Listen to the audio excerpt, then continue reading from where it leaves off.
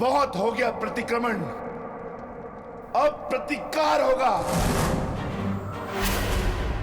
प्रतिकार होगा विकोदर, और वो भी उचित स्थान पर।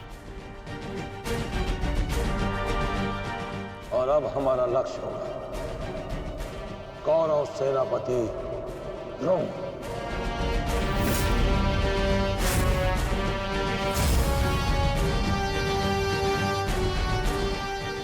हाँ पिताश्री, कर्ण के पास केवल एक ही अस्त्र था अर्जुन के विरुद्ध, और वो उसका प्रयोग कर चुका है। अब ना तो उसके पास कोई शक्ति है और ना ही कोई कवच, इसलिए अब वो हमारे लिए संकट नहीं, किंतु आचार्य द्रोण को रोकना अति आवश्यक है।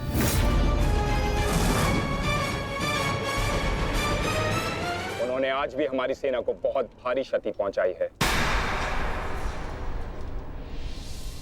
अब द्रोण का वध आवश्यक है।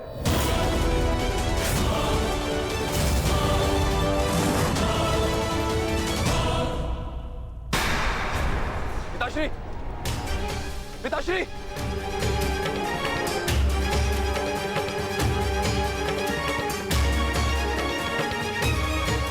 मैं कायरों की भांति युद्ध भूमि छोड़कर नहीं जाऊंगा। मैंने मित्र दुर्योधन को वचन दिया और मैं अपना वचन नहीं तोड़ सकता। एक बात का स्मरण रहे अश्वत्थामा, कि धर्म और धर्म की बात करना हमें शोभा नहीं देता।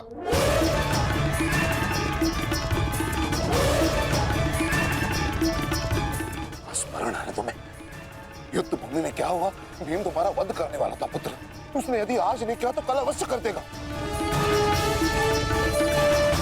मेरे पास तुम्हारे मृत्यु देखने का साहस नहीं है, उतनी शक्ति नहीं है मेरे पास, उतनी शक्ति नहीं है मेरे पास पुत्र। यदि तुम चाहते हो कि मैं यह युद्ध लड़ूं, तो तुम्हें युद्ध भूमि का त्याग देना होगा।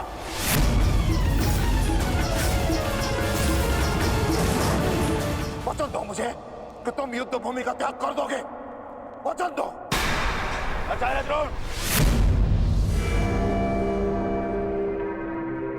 यदि ऐसा है तो आप यह युद्ध भूमि छोड़कर जा सकते हैं,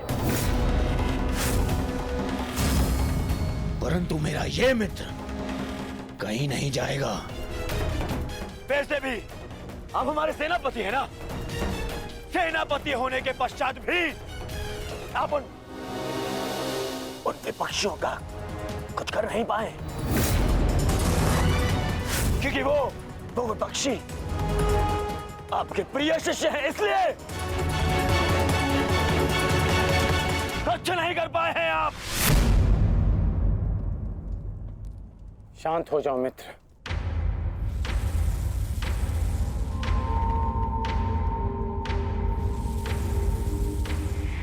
मित्र दुर्योधन सत्य कह रहे हैं।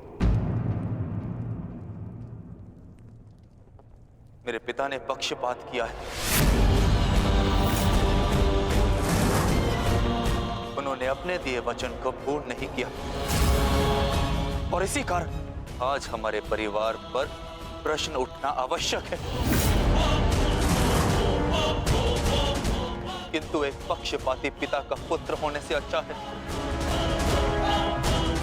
कि मैं एक योद्धा की तरह रणभूमि में जाऊं और अपने प्राण गंवा दूं। बस अश्वत्थामा, अपने पिता से इस भांति कटु वचन कहना एक महान योद्धा को शोभा नहीं देता। जो अपने पिता का सबके सामने अपमान कर सकता है, उससे किसी और के सम्मान की आशा नहीं की जा सकती।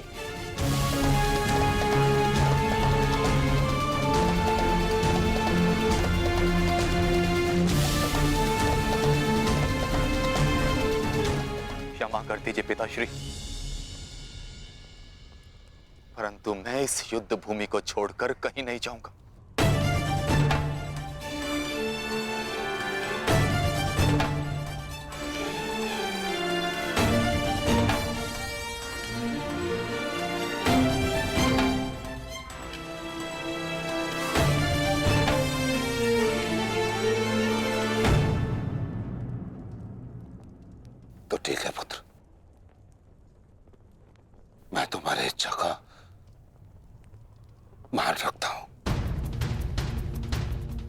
आशा करता हूं कि नर्क से दूर रहने की शक्ति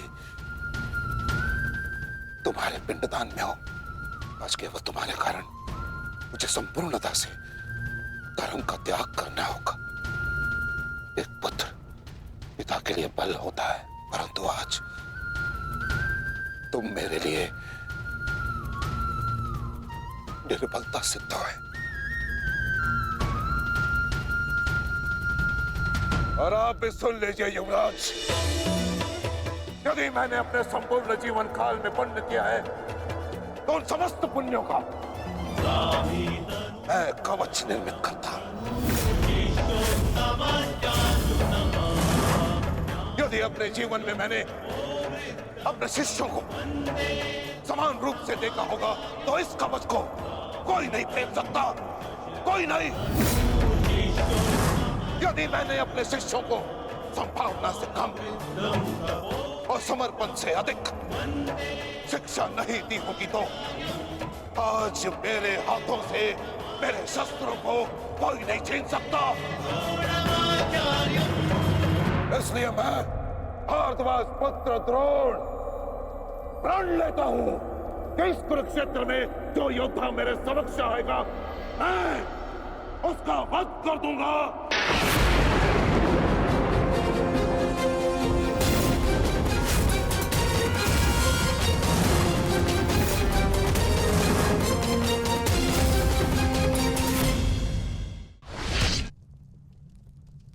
आचार्य द्रोण का वध करना सरल नहीं। परशुराम के दिए गए उनके पास ऐसे कई अस्त्र हैं जिनका हमें अनुमान तक भी नहीं। मेरे पुत्र का जन्म केवल द्रोण के वध के लिए हुआ है। मुझे पूर्ण विश्वास है कि मेरा पुत्र अपने जीवन के इस उद्देश्य में अवश्य सफल होगा।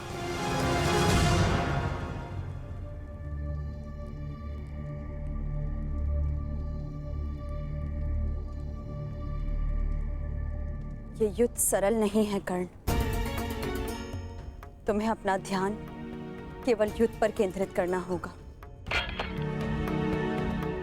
मेरी चिंता का कारण मोह है वृषाली। वो मोह जो बड़े से बड़े योद्धा को निर्बल कर देता है, और किसी की निर्बलता शत्रु का सबसे बड़ा शस्त्र न बन जाए। बस इसी बात की चिंता है। तुम्हारी चिंता स्वाभाविक है पार्थ। आचार्य द्रोण का वध करना सरल नहीं है, दृष्टद्युम्न के लिए भी नहीं।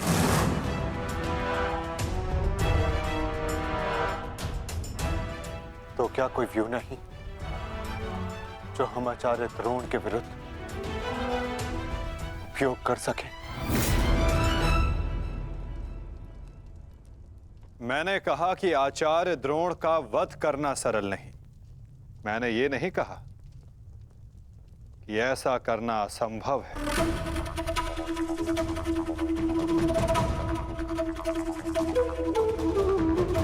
एक व्यू है जिसे आचार्य द्रोण भी नहीं तोड़ सकते।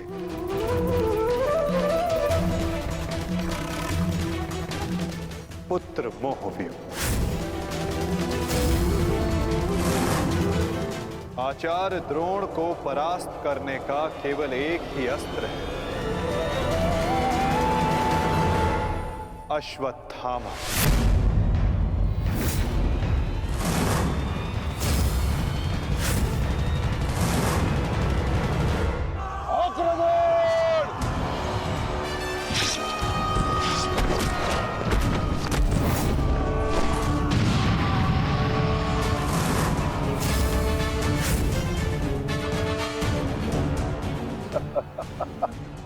अच्छा है, तीसों भाई एक साथ मेरे समक्ष आ गए। अब नर्क तक की यात्रा के बाद में एकाकी अनुभव नहीं करोगे। सावधान भीम।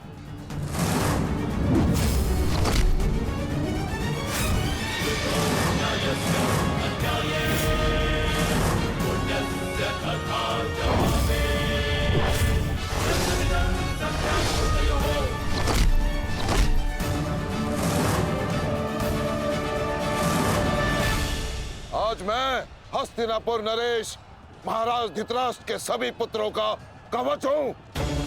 यदि किसी ने भी उन्हें हानि पहुंचाने का दुस्साहस किया तो उसे मृत्यु मैं स्वयं दूंगा, और ये मेरा संकल्प है।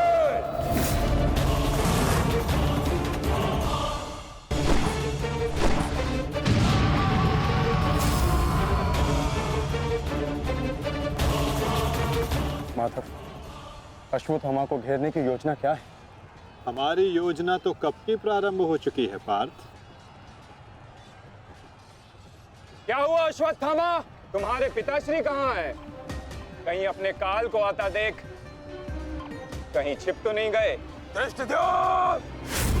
ना आचार्य द्रोण किसी से भयभीत है और ना ही उनका पुत्र। आज अपने पिता के काल का काल मैं स्वयं बनूंगा।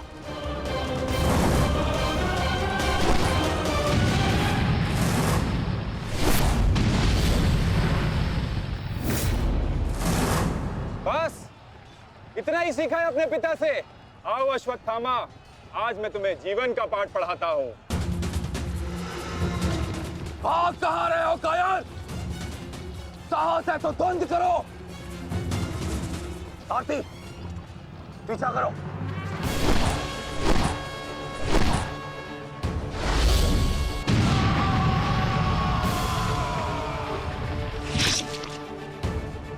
मित्र, अश्वत्थामा कहीं दिख नहीं रहा। कहीं वो शत्रु के घेरे में गिर ना जाए। तुम आचार्य द्रोण के पीछे जाओ, मैं अश्वत्थामा को खोजता हूँ। ठीक है मित्र। सारथी, चलो सत्यसेन।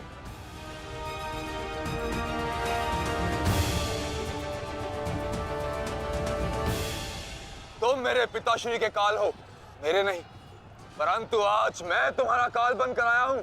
सावधान!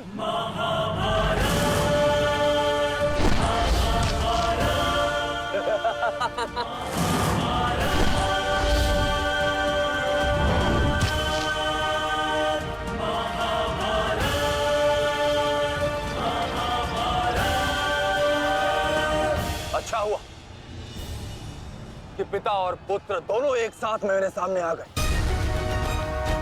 आज तुम दोनों मेरे हाथों वीर गति को प्राप्त हो गए।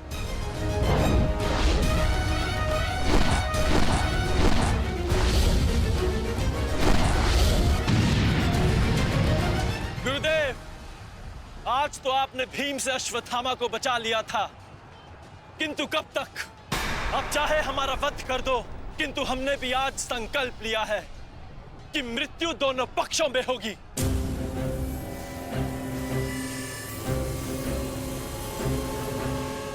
चलो सारथी, हमें वापस जाना है। जिक्र करो। अश्वत्थामा कहाँ है? अश्वत्थामा कहीं दिखाई नहीं दे रहा आचार्य, परंतु कर्ण उसी की खोज में गया है। चलो सारथी।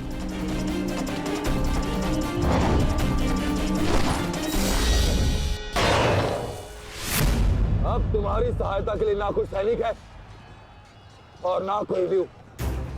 अब तुम दोनों को मेरे हाथ से कौन बचाएगा? सावधान! अश्वत्थामा, तुम स्वयं व्यू में खड़े हो। इस व्यू को शमशान व्यू कहते हैं। कदाचित तुम्हारे पिता ने तुम्हें इस व्यू के विषय में बताया ही नहीं होगा। अपने चारों ओर देखो।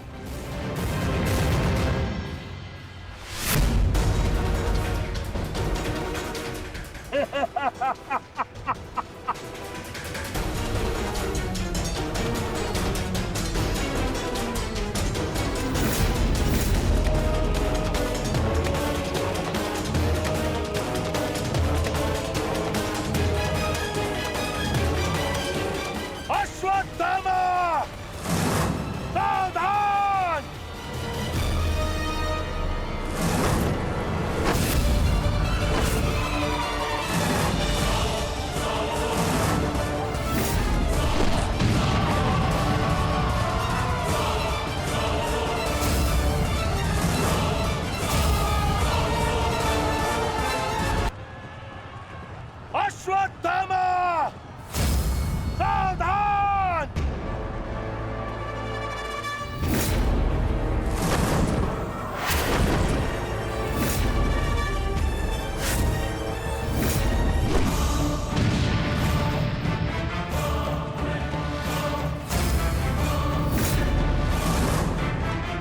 दूसरों की चिता के लिए सजाई गई लकड़ी कभी कभी स्वयं को भी जला देती है धृष्टद्युम्न। अर्जुन, अंगराज कर्ण अश्वत्थामा की रक्षा के लिए शमशान व्यू में आ चुका है। हमारी योजना संकट में है।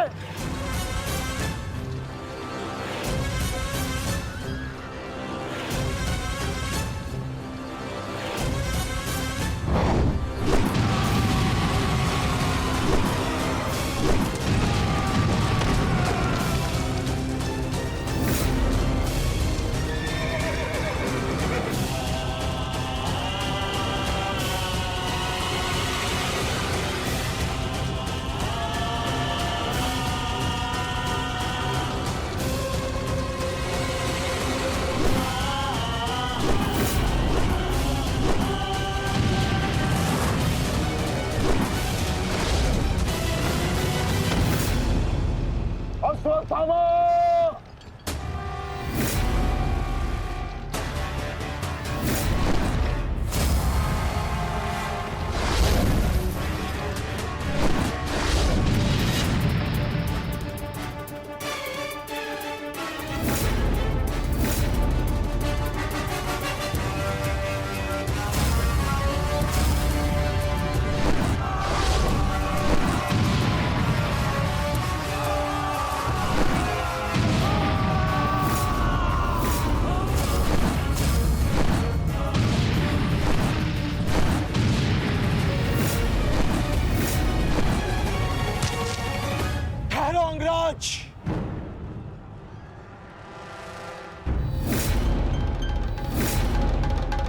स्मरण है ना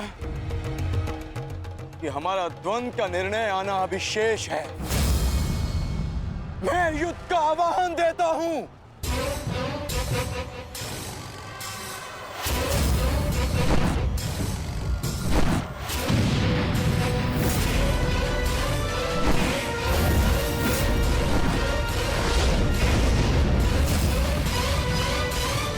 सावधान द्रुपद,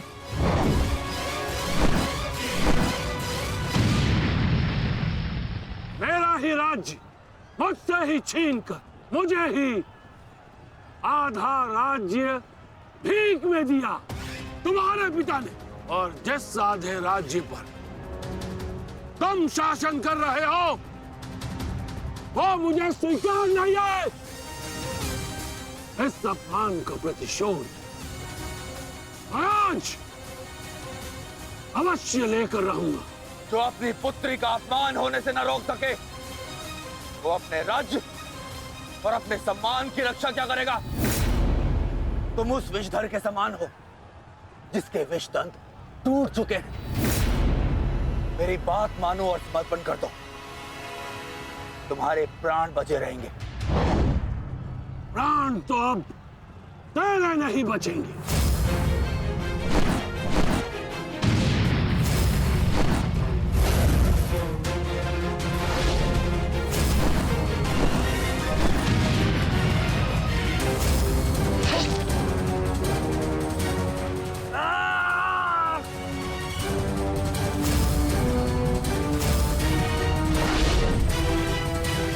द्रुपद,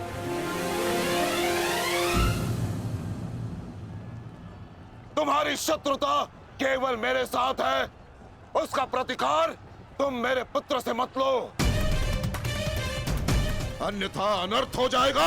तुम्हारी गुरु दक्षिणा में मिला हुआ मेरा आधा राज्य तुमने अपने पुत्र को दिया, तो तुम्हारी शत्रुता का मूल्य भी तुम्हारे पुत्र को ही चुकाना होगा। सावधान!